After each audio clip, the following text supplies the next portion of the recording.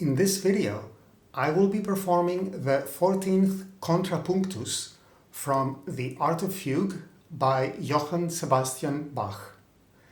The Art of Fugue is a cycle of 14 fugues and 4 canons, all of which are based on a single principal subject, and Bach uses the Latin term contrapunctus to refer to each of the 14 fugues. The first fugue is based on the original form of the subject, which is this.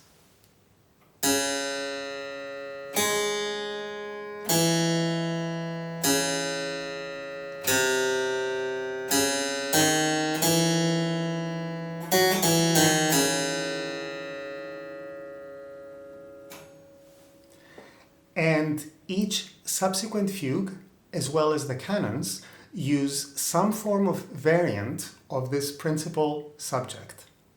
The 14th Contrapunctus, which is the final fugue, remained unfinished at Bach's death. Before his death, Bach had already started making plans for the Art of Fugue to be published. After his death, Bach's family took over the process of preparing an edition, and the work was published in 1751.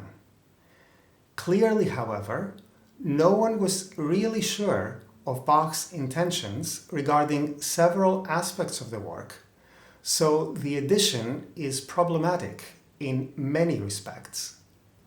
To make matters worse, the reception of the Art of Fugue during the 19th century also created its own set of problems, resulting in several misconceptions surrounding the work that persist even to this day. In this introduction, I will concentrate on 2 issues. First, the issue of instrumentation, that is, what instrument Bach had in mind for the Art of Fugue. And second, the uncertainties surrounding the final, unfinished fugue. In terms of which instrument Bach had in mind for the Art of Fugue, the answer is simple: the harpsichord. The reason there is still a debate on this issue is due to a misunderstanding that can be traced back to the work's 19th century reception. It involves the fact that the original 1751 edition presents the music in open score. That is, each musical line appears on its own individual staff, and there are no indications as to which instrument or instruments should be playing these musical lines. The presentation of the music in open score led to the formulation of certain speculative theories, for instance, that Bach was indifferent when it came to instrumentation, and that the work was meant to be contemplated and studied rather than performed. This is the reason that even today, if you were to search for recordings of the Art of Fugue, you would find that the majority of recordings use different instrumental combinations, ranging from a full orchestra to a one instrument per musical line ensemble, like a string quartet or a concert of viols. Recordings on a solo keyboard instrument, whether harpsichord, organ, or even a modern piano, are in the minority. The trouble with such theories is that those who propose them, as well as those who continue to propagate them, are seemingly unaware that in the 17th and 18th centuries, it was not uncommon for a polyphonic work meant to be performed on a keyboard instrument to be published in open score for didactic purposes.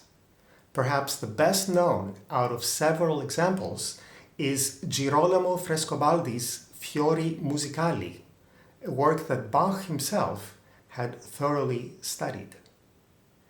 Incidentally, the Art of Fugue is not the only harpsichord work by Bach notated in open score.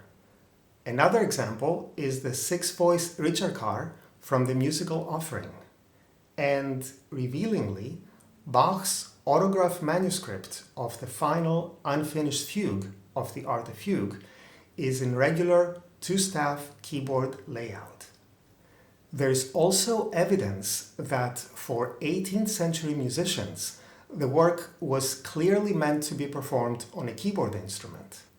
For instance, in Johann Georg Sulzer's encyclopedia Allgemeine Theorie der schönen Künste, or General Theory of the Fine Arts, there is an article written by Bach's student Johann Philipp Kirnberger entitled Fugue, in which Kirnberger ranks the Art of Fugue first among works written for the clavier.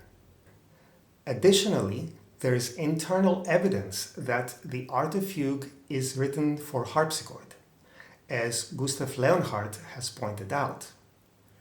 To begin with, none of the ensemble or orchestral instruments that would have been available to Bach possess a range that corresponds to any of the ranges of the musical lines in the Art of Fugue.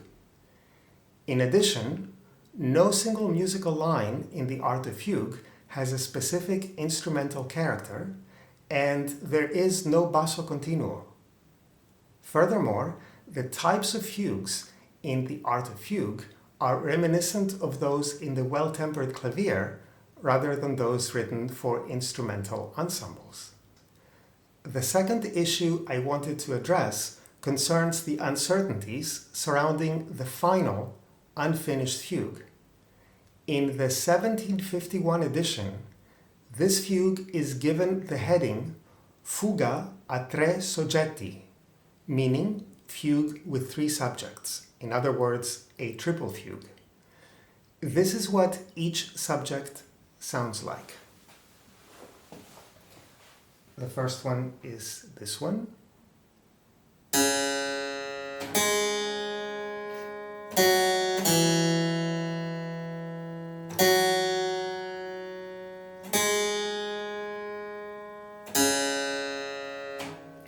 And I should briefly mention that this is actually a palindrome, not in terms of rhythm, but in terms of pitches. In other words, if I start from the beginning and play the pitches,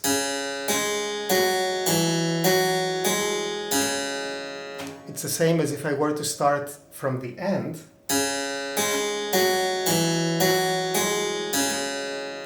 and play back to the beginning. So it's a palindrome. The second subject is this.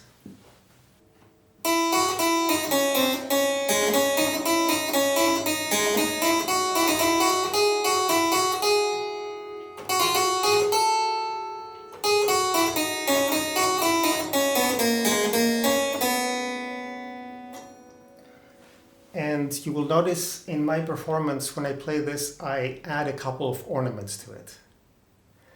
The third subject is the so-called Bach motif. And let me play it for a moment and then I'll tell you why they call it the Bach motif. So it's this one.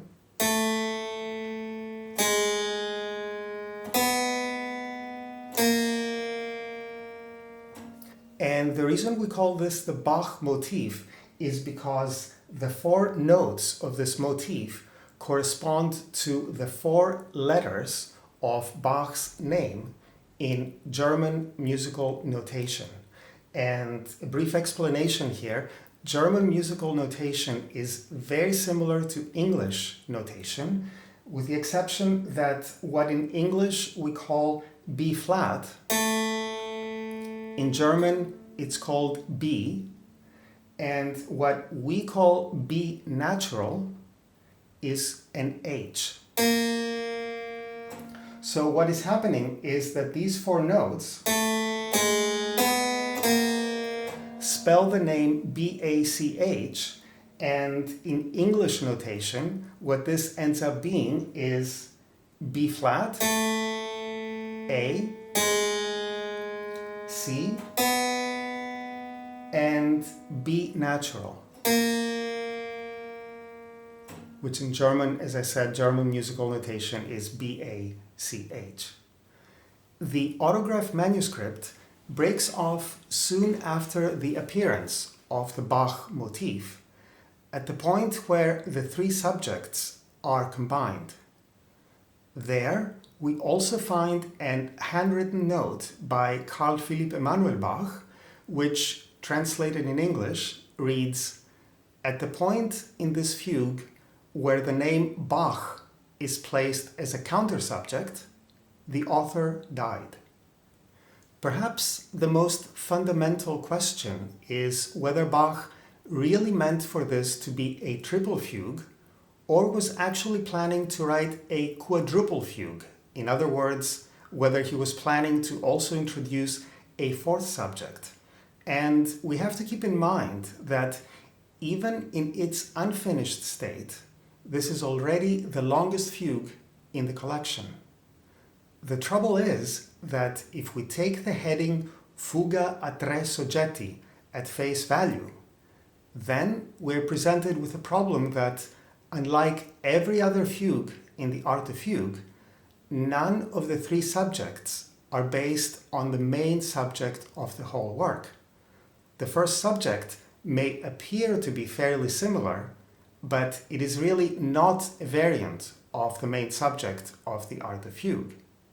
As a matter of fact, this discrepancy led Gustav Leonhardt to assert that the inclusion of this fugue in the 1751 edition of the Art of Fugue was yet another instance of the Bach family misunderstanding Bach's intentions, because this fugue should not be considered part of the Art of Fugue at all. Accordingly, Leonhardt did not perform it in his 1969 recording of the Art of Fugue. However, while the heading Fuga a tre soggetti appears in the 1751 edition, that does not necessarily mean that it originated with Bach himself. It is at least a little peculiar that the heading is in Italian, whereas Bach seems to have used primarily Latin terminology in the Art of Fugue, for example, using the term Contrapunctus to refer to each fugue. And the use of Latin may reflect that the work also has a didactic dimension. What many scholars have therefore suggested is that Bach had planned to introduce a fourth subject, and more specifically, the main subject of the Art of Fugue in its original form, which indeed combines perfectly with the other three subjects. To me, this is the most plausible hypothesis, especially because it convincingly solves the issue of how this fugue fits within the Art of Fugue. There have been several completions of this fugue in the 20th century that take this hypothesis as their point of departure. However, for my performance, I have decided to play only up to the point where Bach's manuscript breaks off. As always, thank you for watching, and I hope you enjoy the performance.